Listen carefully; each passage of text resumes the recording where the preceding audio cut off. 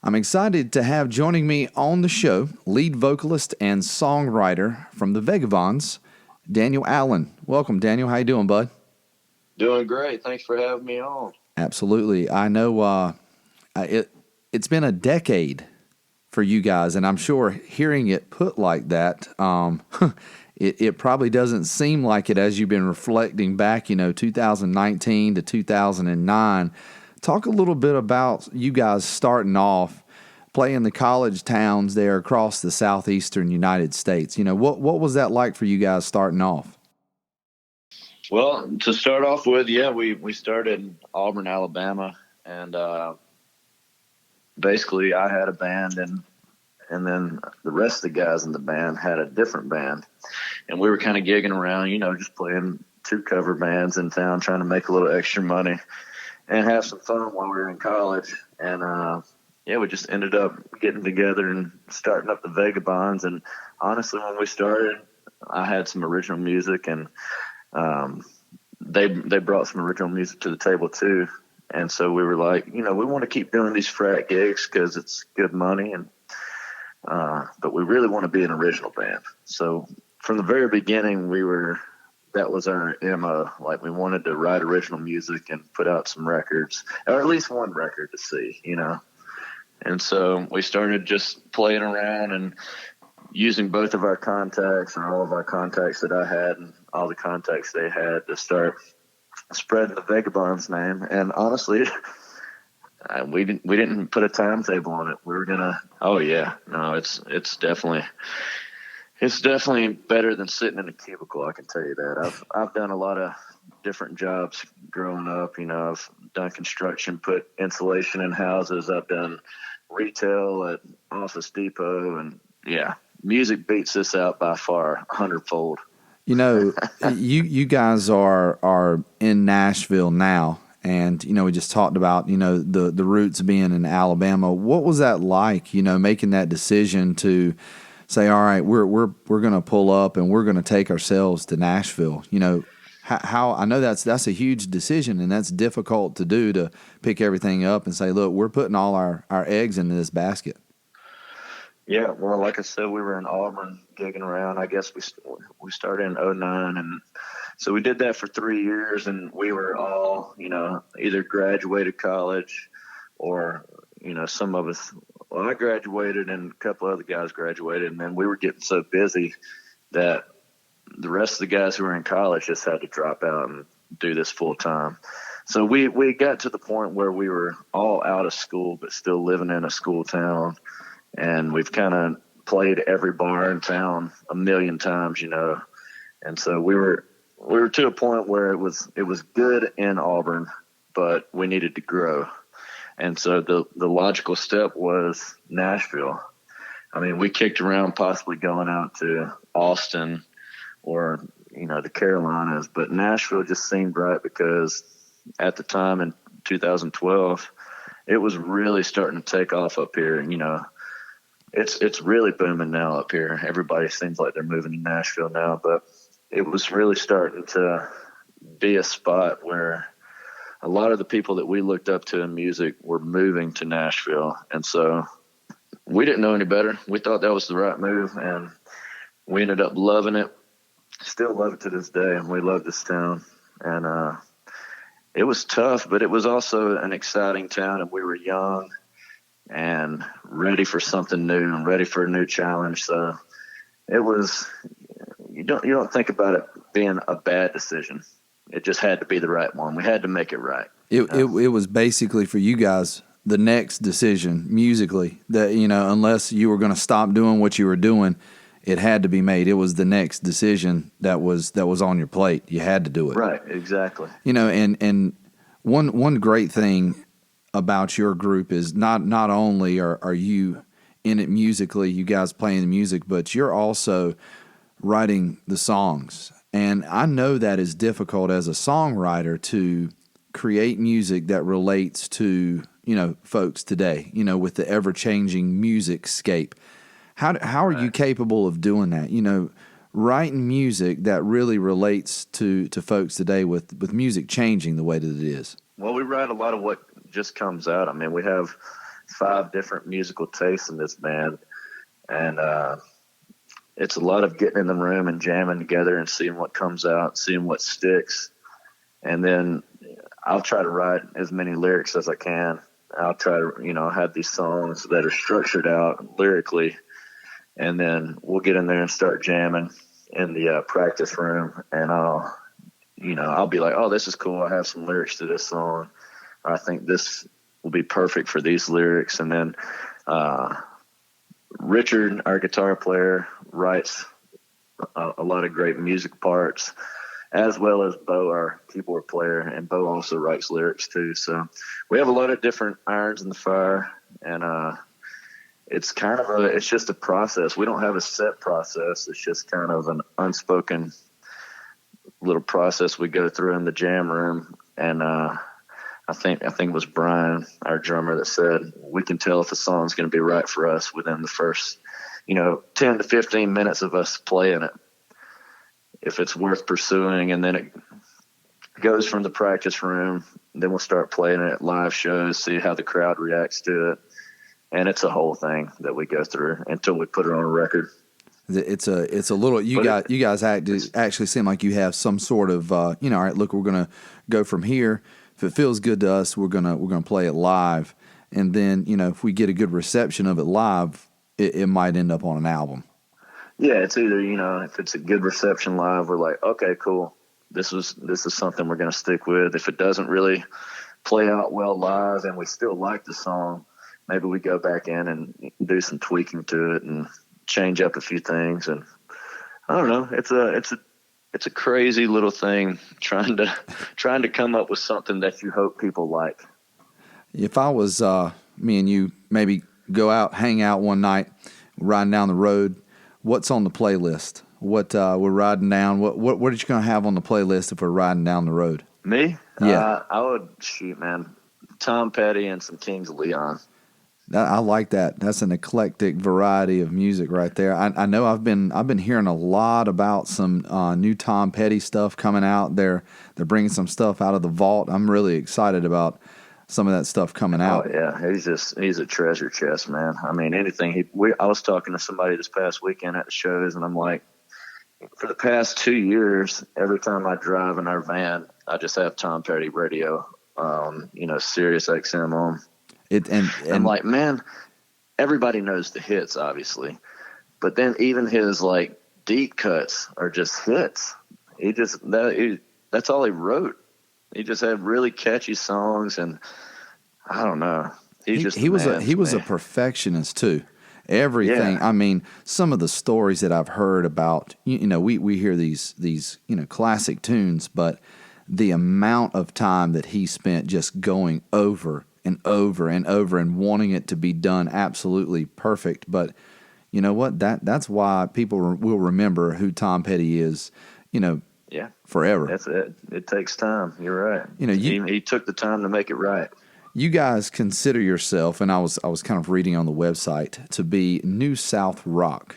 And I really like that. Explain what kind of sound that is.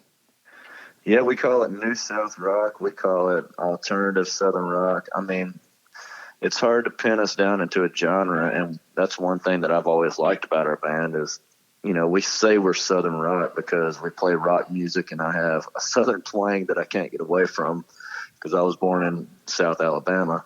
But, like I said, we have 5 different musical tastes, and when we started the band, we didn't necessarily sit down and say, hey, we're going to sound like the Allman Brothers, or we're going to sound like Leonard Skinner. We just said we like rock music. And so whatever comes out of that is what we're going to play. So, people have tried to say, oh, you guys are Southern rock, but you don't sound like your classic traditional Southern rock guys.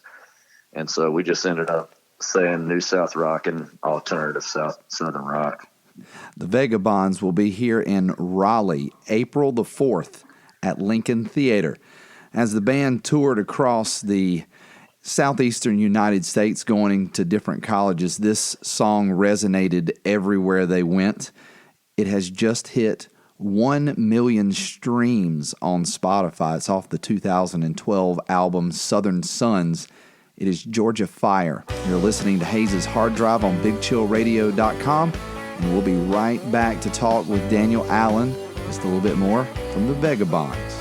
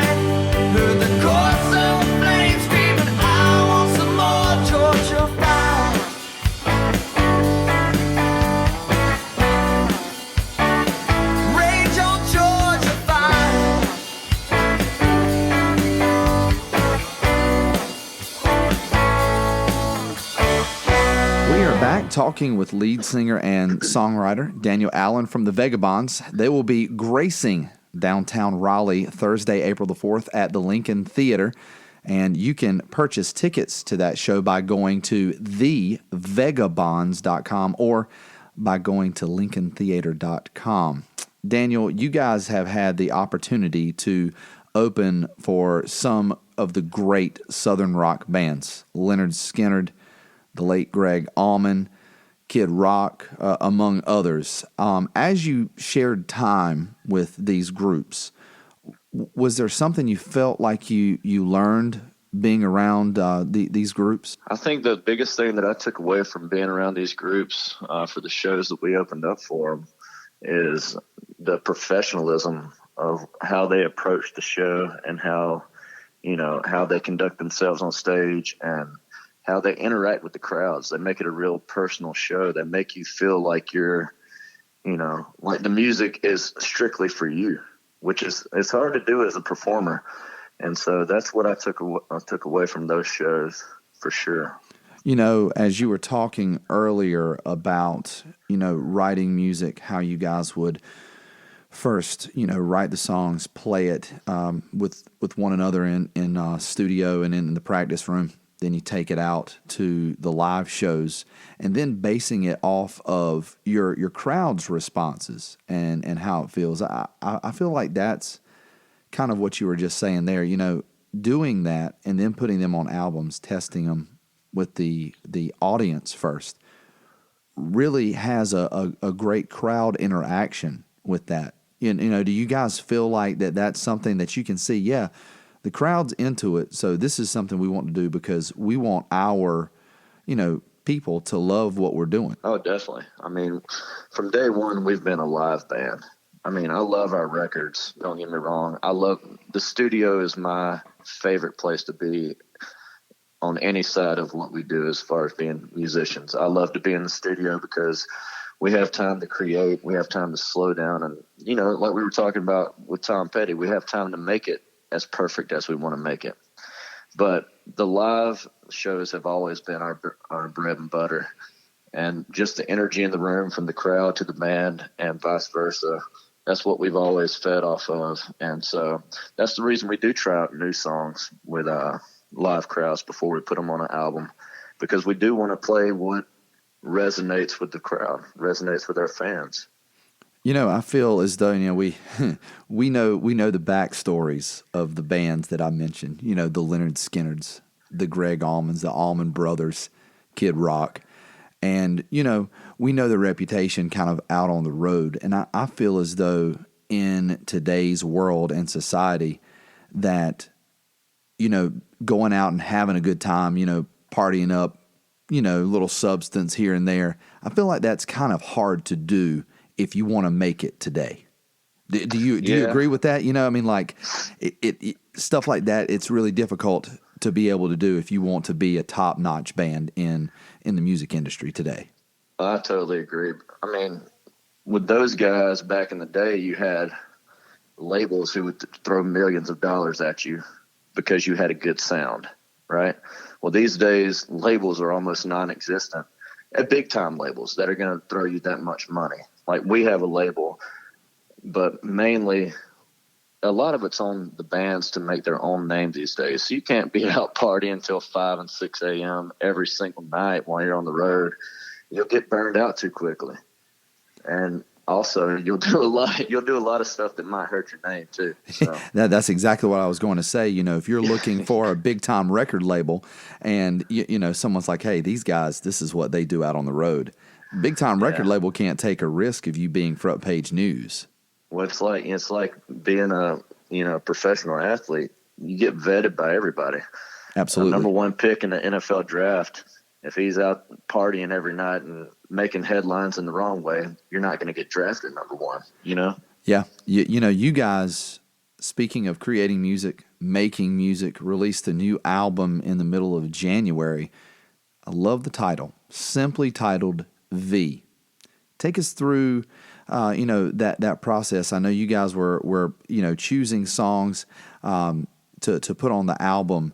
Take us through that process of putting these certain ones on this album. Yeah, so the title actually has a double meaning to it.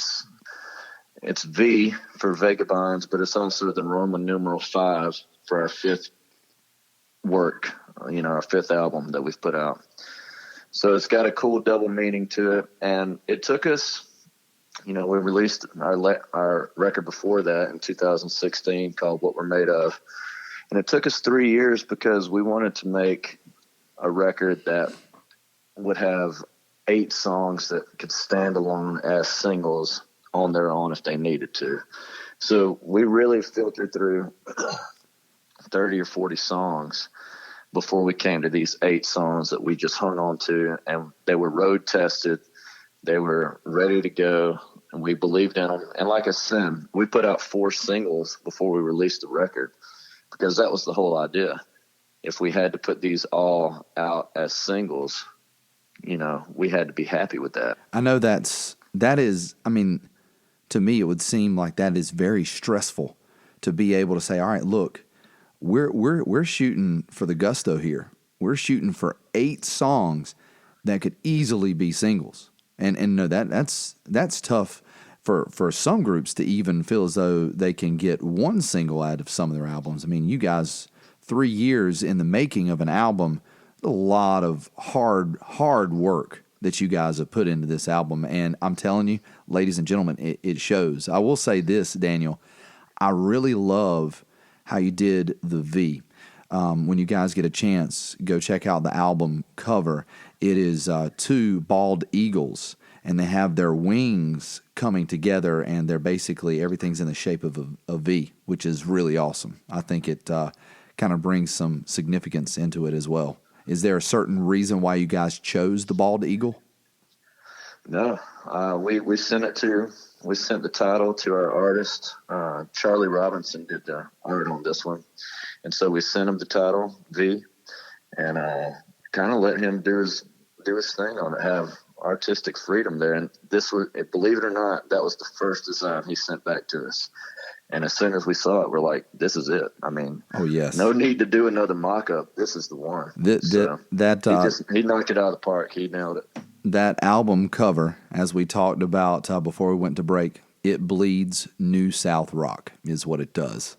Not only will you guys get a chance to see Daniel and the boys, but we're also giving away meet and greet passes for next Thursday, April the 4th at Lincoln Theater. Make sure to check out the Vegabonds on their website, thevegabonds.com. Also, Facebook, Instagram, and Twitter by searching The Vegabonds. Daniel, it has been an absolute pleasure, and we're looking forward to the show. Delane, I appreciate it, man. Thanks for hitting me up, and we can't wait to be back in Raleigh. Going to put on a good show, and hope everybody comes out. Off the new album, V, it is I Ain't Having It. This is Delane Hayes, and you're listening to Hayes' Hard Drive on BigChillRadio.com.